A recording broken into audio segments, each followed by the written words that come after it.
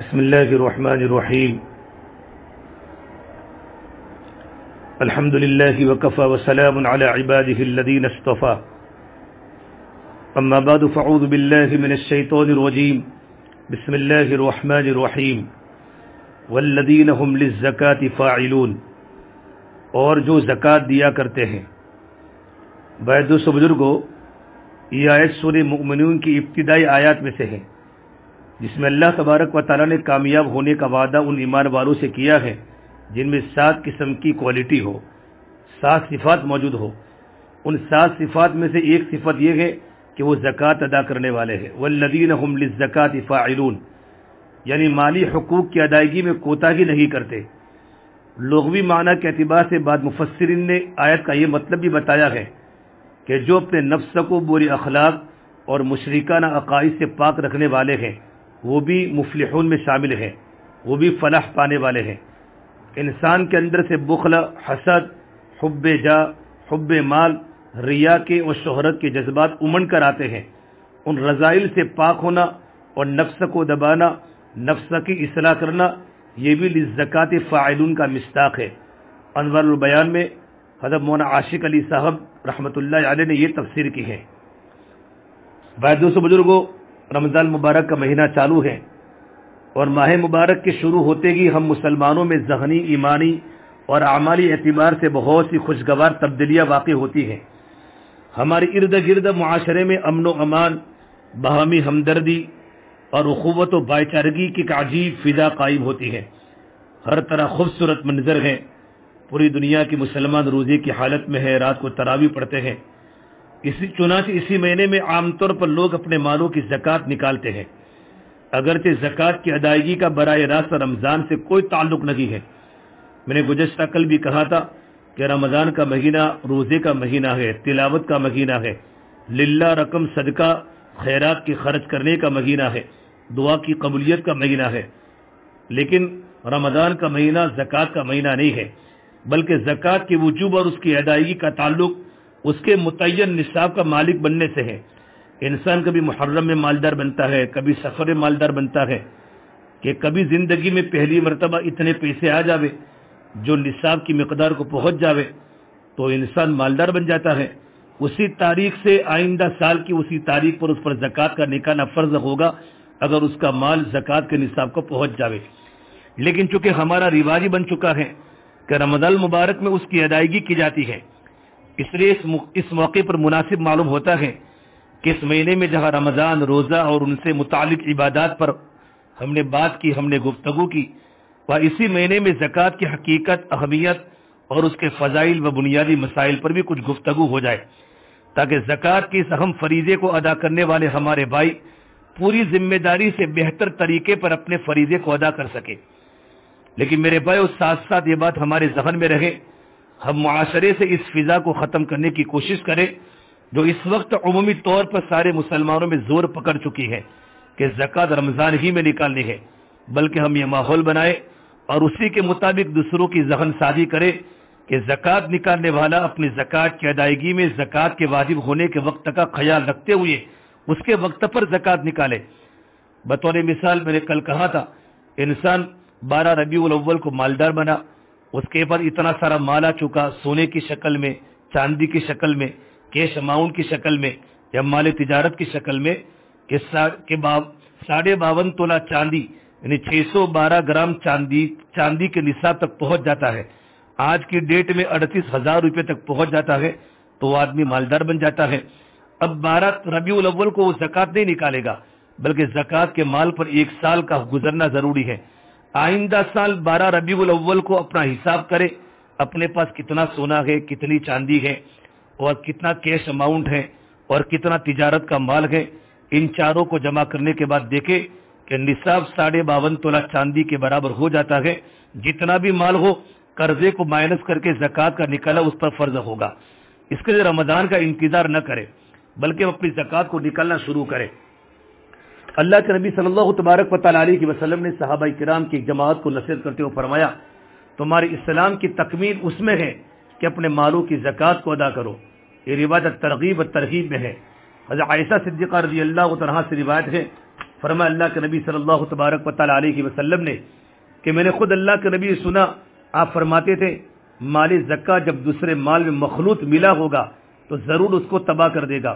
اس کا مطلب یہ بیان کیا کہ کسی آدمی پر زکوٰۃ واجب ہو اور وہ اس کو ادا نہ کرے تو بے برکتی سے اس کا باقی مال بھی تباہ ہو جائے گا۔ کتاب الزکوٰۃ مولانا منظور نعمانی صاحب رحمۃ اللہ علیہ نے معارف الحدیث میں یہ مطلب لکھا ہے۔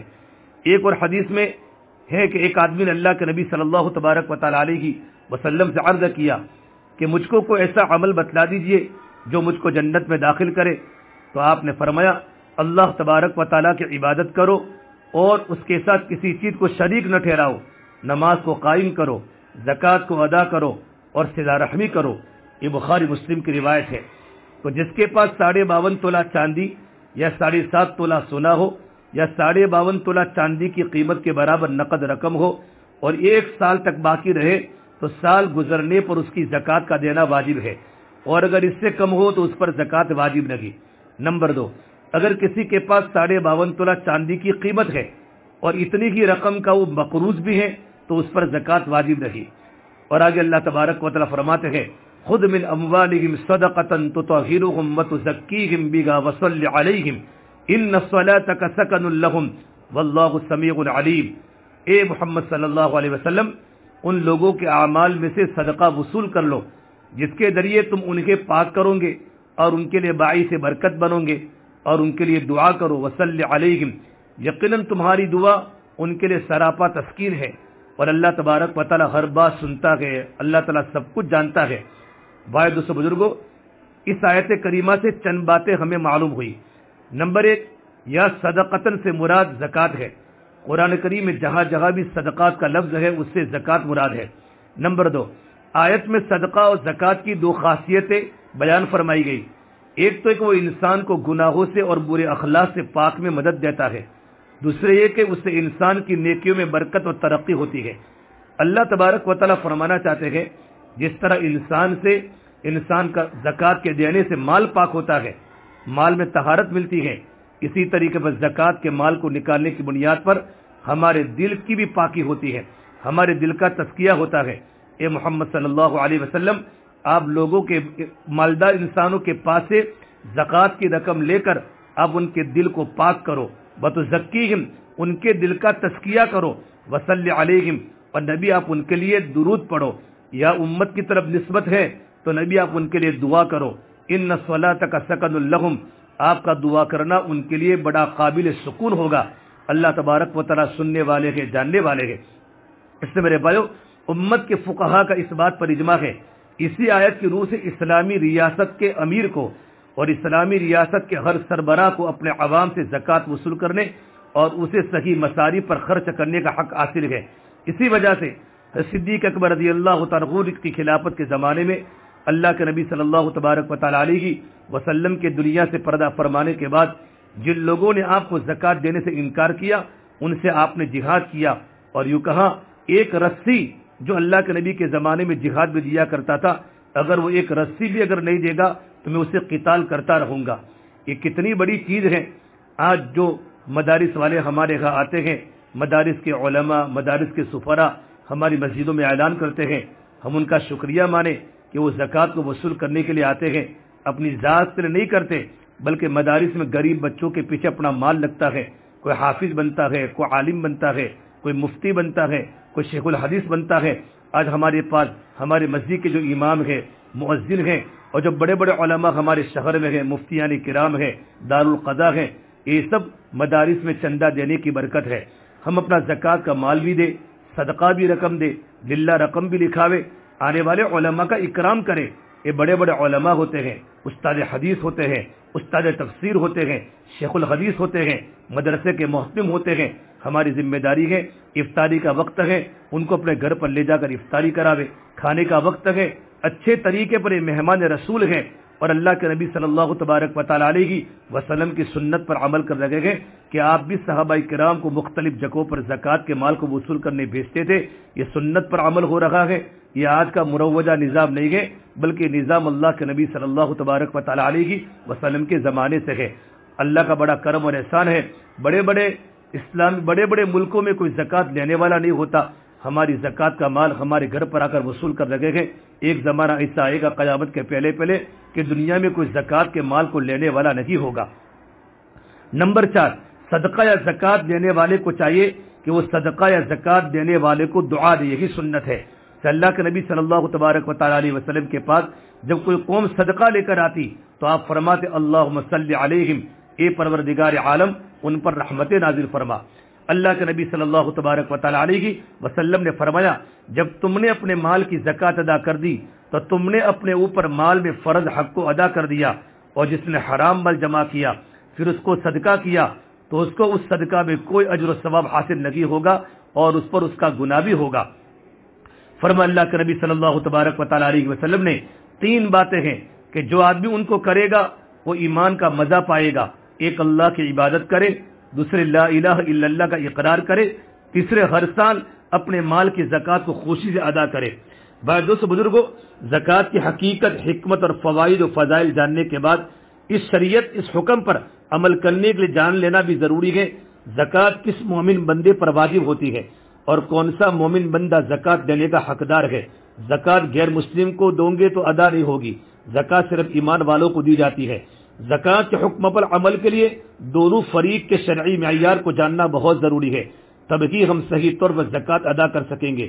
آسانی کے ساتھ اس کا معیار اس طرح سمجھ لیں، دنیا میں بچنے والے تمام مومنین کا جائزہ لیا جاوے تو ان کو 3 طبقات میں تقسیم کیا جا سکتا ہے۔ نمبر 1، قوم کے مالدار لوگ جن پر مخصوص شرائط کے ساتھ زکوٰۃ فرض ہوتی ہے۔ دوسرے، غریب لوگ جن پر زکوٰۃ فرض نہیں ہوتی اور ان کے لیے زکوٰۃ کا لینا جائز ہے۔ نمبر 3، متوسط طبقہ، نہ مالدار ہے نہ غریب ہے، جن پر زکوٰۃ تو فرض نہیں ہوتی لیکن ان کے لیے زکوٰۃ لینا بھی جائز نہیں ہے۔ اب تینوں قسم کے افراد کو پہچاننے کے لیے کیا معیار اور کسوٹی ہے جس کے مطابق ہر طبقے والا اپنی حالت اور کیفیت کو پہچان کر اس کے مطابق اپنے اوپر عائد احکامات الہیہ کو پہچان کر پورا کر سکے۔ اس کے لیے 2 چیزوں کا جاننا بایو ضروری ہے۔ ایک تو ہے کہ وہ کون سی چیز یا مال ہے جن کے ہوتے ہوئے زکوٰۃ فرض ہوتی ہے، دوسرا وہ مال اور وہ چیزیں کتنی مقدار میں ہیں کہ ان کے ہوتے ہوئے کون آدمی زکوٰۃ دینے والا یا زکوٰۃ دینے والا ٹھہرتا ہے۔ ان میں سے پہلی چیز کو اموال زکوٰۃ اور دوسری چیز کو نصاب زکوٰۃ کہا جاتا ہے۔ اموال زکوٰۃ سے مراد وہ چیزیں یا اموال ہیں جن کا مخصوص مقدار میں مالک ہونے پر جن کو نصاب سے پہچانا جاتا ہے زکوٰۃ فرض ہوتی ہے۔ وہ کل 4 قسم کی چیزیں ہیں، بار بار میں دہراتا ہوں، 4 قسم کی چیزیں پر زکوٰۃ فرض ہے۔ گولڈ، سلور، سونا و چاندی، کیش اماؤنٹ اور تجارت کا مال۔ سونا چاہے وہ زیور کی شکل میں ہو یا ٹکڑا ہو یا کسی برتن وغیرہ کی شکل میں ہو، ہمارا سونا استعمال میں ہو یا نہ ہو، زیورات پہنتے ہو یا ہمارے گھر پر پڑے ہو، خالص ہو یا اس میں کوئی کھوٹ یا ملاوٹ وغیرہ ہو، بہر صورت یہ سونا مال زکوٰۃ ہے، اس پر زکوٰۃ کا دینا فرض ہوگا اگر نصاب کو پہنچ جاوے۔ نمبر 2، چاندی، چاہے وہ زیور کی شکل میں ہو، ٹکڑا ہو یا کسی برتن وغیرہ کی شکل میں ہو، چاہے استعمال میں ہوتا ہو یا نہ ہوتا ہو، بالکل خالص چاندی ہو یا اس میں کوئی کھوٹ یا ملاوٹ وغیرہ ہو، بہر صورت یہ چاندی زکوٰۃ کا مال ہے۔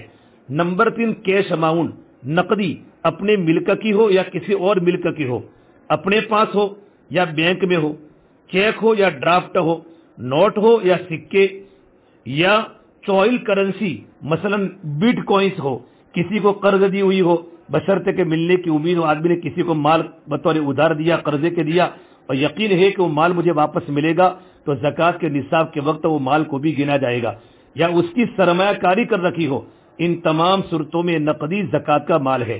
چوتھا، مال تجارت، یعنی تاجر کی دکان کا ہر وہ سامان جو بیچنے کی نیت سے خریدا ہو اور تاحال ابھی تک اس کے بیچنے کی نیت باقی ہو، بیچنے کی نیت سے خریدا ہو اور ابھی تک بیچنے کی نیت باقی ہو تو یہ مال تجارت مال زکوٰۃ ہے۔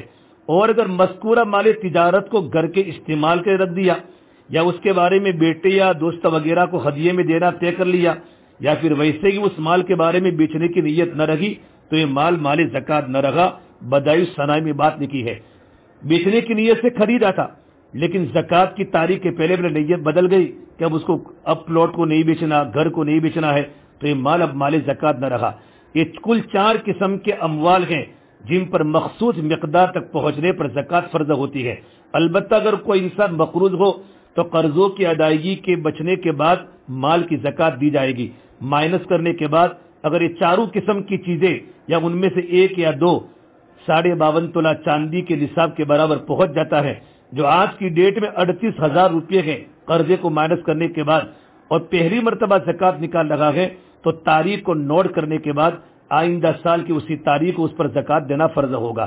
لیکن جو انسان پہلے سے ہی زکات نکالتا آتا ہے، اس کی تاریخ متعین ہے، تو اسی تاریخ میں جتنا بھی مال ہوگا، جتنا بھی ہوگا اس دن ان تمام مالوں کو جمع کر کے سونے کی شکل میں، چاندی کی شکل میں، کیش اماؤنٹ کی شکل میں یا تجارت کا مال، ان تمام کو جمع کر کے اگر صاحب نصاب یعنی 52.5 تولہ چاندی کا نصاب 38,000 روپے سے زیادہ ہو جاتا ہے تو ان کا 2.5% خرچ کرنا ضروری ہے، زکات کا دینا ضروری ہے۔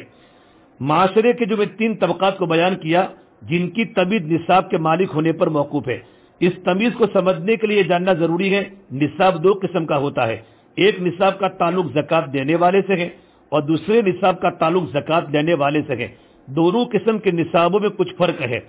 اللہ تبارک و تعالی نے اپنے غریب بندوں کے لیے مالداروں پر ان کے مالوں میں ایک مخصوص مقدار پر زکات فرض کی ہے جن کو نصاب کہا جاتا ہے۔ اگر کوئی آدمی اس نصاب کا مالک ہو اس پر زکات فرض ہے، اور اگر کسی کے پاس اس نصاب سے کم ہو اس آدمی پر زکات فرض لگی ہے۔ اگر کسی کے پاس صرف سونا ہو اور کوئی مال چاندی، نقدی یا مال تجارت نہ ہو تو جب تک سونا 7.5 تولہ نہ ہو اس وقت زکات فرض نہیں ہوتی۔ لیکن ایسا بہت کم ہوتا ہے۔ آج اگر کسی کے پاس بالکل کیش اماؤنٹ نہیں، بالکل تجارت کا مال نہیں ہے، چاندی نہیں ہے، 7.5 تولہ سونا اگر اس پر 1 روپیہ بھی ہو جائے گا، 1 روپیہ بھی، اگر 7 تولہ سونا ہے، 7 تولہ اور 1 روپیہ ہوا، اب نصاب سونے کا نہیں رہے گا بلکہ نصاب ہو جائے گا چاندی کا۔ اب ان تمام سونے پر زکات نکالنا ضروری ہے، کیونکہ 7.5 تولہ سونا اس سے اگر تھوڑا کم ہوتا، 1 روپیہ بھی نہ ہوتا، نہ تجارت کا مال ہوتا تو آپ پر زکات فرض نہیں تھی۔ اگر کسی کے پاس صرف نقدی ہو، صرف چاندی ہو، اموال زکات میں سے اور کوئی مال نہ ہو تو جب تک 52.5 تولہ نہ ہو جاوے اس وقت تک زکات فرض نہیں ہوتی۔ لیکن آج کے دور میں اگر کسی آدمی کے پاس چاندی ہے تو چاندی کے پاس کچھ نہ کچھ پیسے ہوتے ہی ہیں، تو یہ تمام کو زکات دینے والے کے لیے 4 کا نصاب ہے، 4 چیزوں کا۔ وہ لوگ دوسری قسم کا نصاب زکات دینے والے کے لیے اس کو ایک چیز ایڈ کرنی پڑے گی، جس طرح گولڈ ہے، چاندی ہے، کیش اماؤنٹ ہے، اور چوتھا تجارت کا مال ہے۔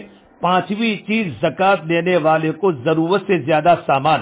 اگر کسی کے پاس صرف سونا اور ضرورت سے زائد سامان ہو، ضرورت سے زائد سامان کا ڈیفینیشن یہ ہے کہ وہ پورے سال میں استعمال نہ ہوتا ہو، پلاٹ ہے، ایک مکان ہے، پورے سال میں استعمال نہیں ہوتا، اور اس پلاٹ کی قیمت یا مکان کی قیمت اگر چاندی کے نصاب پر ہو جاتا ہے 52.5 تولہ چاندی کے نصاب کے برابر، تو انسان غریب نہیں ہے، وہ زکات نہیں کھا سکتا۔ اگر تھوڑا سونا ہے، تھوڑی چاندی ہے، تھوڑا کیش اماؤنٹ ہے، تجارت کا مال تھوڑا ہے، اور 5ویں چیز ضرورت کا سامان ہے، ان 5 کو ملا کر یا 4 کو ملا کر یا 3 کو ملا کر یا 2 کو ملا کر یا 1 کو ملا کر اتنی قیمت ہو جاتی ہے 52.5 تولہ چاندی کا نصاب، 612 گرام چاندی آج کی ڈیٹ 38,000 کے اوپر پراپرٹی ہو جاتی ہے۔ قرضے کو مائنس کر کے دینے والے کو بھی پلس مائنس قرضہ کرنا پڑے گا، لینے والے کو بھی پلس مائنس قرضہ کرنا پڑے گا، اس کے بعد بھی اتنا بچ جاتا ہے تو انسان بالکل زکات کو نہیں کھا سکتا۔ اس کے میرے بھائیو ہم علماء کرام سے اور مفتیان کرام سے زکات کے بارے میں مسئلے پوچھے۔ اب زکات کی ادائیگی کی شرطیں، ادائیگی زکات کے لیے چند شرائط کا پایا جانا ضروری ہے۔ نمبر 1، زکات دینے والا مسلمان ہو، غیر مسلم کافر مشرک نہ ہو، کیونکہ کافر پر شرعاً زکات فرض نہیں۔ نمبر 2، بالغ ہونا، نابالغ بچے کی ملکیت میں کتنا ہی مال اس پر زکات نہیں ہے۔ ہماری بیٹی کی شادی ہوتی ہے، اگر ہمارے پاس سونا چاندی ہوتا ہے اور ہم نے سونا چاندی ہمارے پاس ہوگا تو ہمارے نصاب میں شامل ہوگا۔ اگر ہم نے اپنی بیٹی کو دے دیا ہے لیکن اگر ہماری بیٹی نابالغ ہے، ہدیہ کر دیا ہے، تو جب تک بیٹی نابالغ رہے گی اس پر زکات فرض نہیں ہوگی۔ بالغ ہونے کے بعد بیٹی کے پاس اتنا نصاب ہو جاتا ہے 52.5 تولہ چاندی کے برابر، تو اس پر زکات فرض ہوگی۔ نمبر 3، عاقل ہو، مجنون کے مال پر زکات فرض نہیں ہے، پاگل، جبکہ اس کا جنون سال بھر مسلسل رہے۔ نمبر 4، مال کا مکمل مالک ہو، اگر مال قبضے میں تو ہے لیکن مالک نہیں ہے تو اس صورت میں زکات کیا ہوگا؟ فرض نہیں ہوگا۔ نمبر 5، مال نصاب کے برابر یا اس سے زیادہ ہو، نصاب سے کم مال پر زکوٰۃ فرض نہیں ہے. 52.5 تولہ چاندی کے نصاب سے کم ہے، 38,000 سے کم روپے ہے تو زکوٰۃ فرض نہیں ہوگی. نمبر 6، مال ضرورت اصلیہ سے زائد ہو. ایک آدمی کی ہوتی ہے ضرورت اصلی، جو چیزیں انسان کی زندگی کی ضروریات میں داخل ہے، مطلب رہنے کا مکان یہ ضرورت ہے، خدمت کے لیے خادم ضرورت ہے، پہننے کے کپڑے ہیں، استعمال کے برتن ہے، فرنیچر ہے، سواری کی گاڑی ہے، کار ہے، حفاظت کے لیے ہتھیار ہے، مطالعے کی کتابیں وغیرہ، ان پر زکوٰۃ فرض نہیں. واضح رہے ضرورت ہر آدمی کی مختلف ہوتی ہے. فوجی ہے تو اس کے ضرورت کا سامان الگ ہوتا ہے. نمبر 7، مال پر پورا 1 سال گزر جائے، سال پورا ہونے سے پہلے زکوٰۃ واجب نہیں. نمبر 8، مال بڑھنے والا وہ مال نامی ہو، جیسے تجارتی مال یا سونا چاندی یا مویشی وغیرہ. جو مال بڑھنے والا نہیں، اگرچہ ضرورت سے زائد بھی ہو تو اس پر زکوٰۃ، جیسے زائد مکان یا استعمال کی گاڑی، برتن، فرنیچر وغیرہ، یہ زکوٰۃ دینے والے کا مسئلہ ہے. البتہ زکوٰۃ جو لینے والا ہے اس کو 4 چیزوں کے ساتھ 5ویں چیز ضرورت سے زیادہ سامان بھی دیکھا جائے گا. ضرورت سے زیادہ سامان اگر مائنس کر کے قرضے کو اگر چاندی کے نصاب کو پہنچ جاتا ہے تو اس کو زکوٰۃ وہ نہیں لے سکتا. پروردگار عالم ہم تمام کو زکوٰۃ کے مسائل سمجھنے کی توفیق دے اور اپنے مالوں کی زکوٰۃ ادا کرنے کی توفیق دے.